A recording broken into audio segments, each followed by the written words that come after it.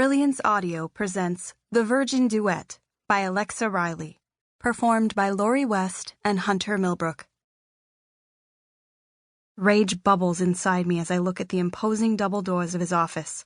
They reach all the way to the high ceiling and look like you'd have to use all your weight to push them open. On the other side is an arrogant asshole. If you push the doors open, he is probably sitting behind a giant desk, or maybe on a throne like a king. I guess he's king of this building.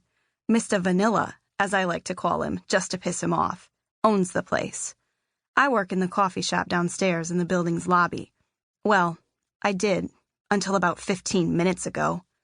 I know he's the reason for my quick termination today, and I'm here to give him a piece of my mind. No way am I going back to the shelter.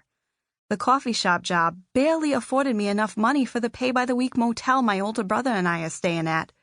We've been there for the past few months. But anything beats staying at the shelter. 1 week without a job, and it will force us back there. That's not something I can handle. "Is that asshole boss of yours in there?" I snap at the woman sitting at the desk in front of the double doors. Jerking her head up, she looks at me in shock, but her face quickly turns to disgust. Of course he has a perfect-looking assistant sitting outside his office. Sun-streaked blonde hair pulled back into a tight bun, crystal blue eyes with thin black-framed glasses, and a low-cut top. Very low-cut. She looks like she could do the whole sexy librarian-turned-seductress thing at any moment. Maybe that's what she does. I can tell from the scrunch of her nose she finds me repulsive.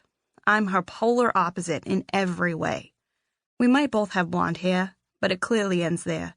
My blonde is a brighter shade than hers, but mine is also streaked with pink and purple.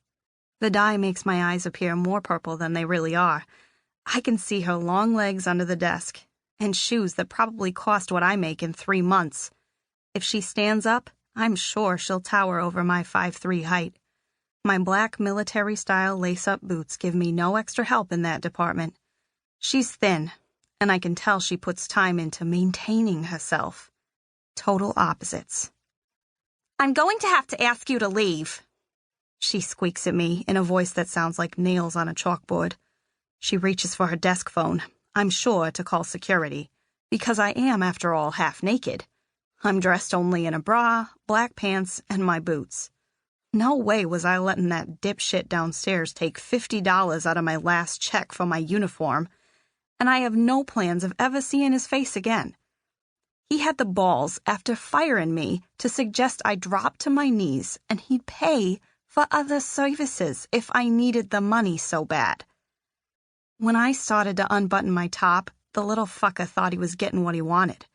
All he got was my shirt and apron thrown at him. Well, and a black eye. I can still feel the sting on my knuckles from the punch. Oh yeah, his eye is going to be a nice black and purple come morning. Growing up in foster care, I learned how to throw a mean punch.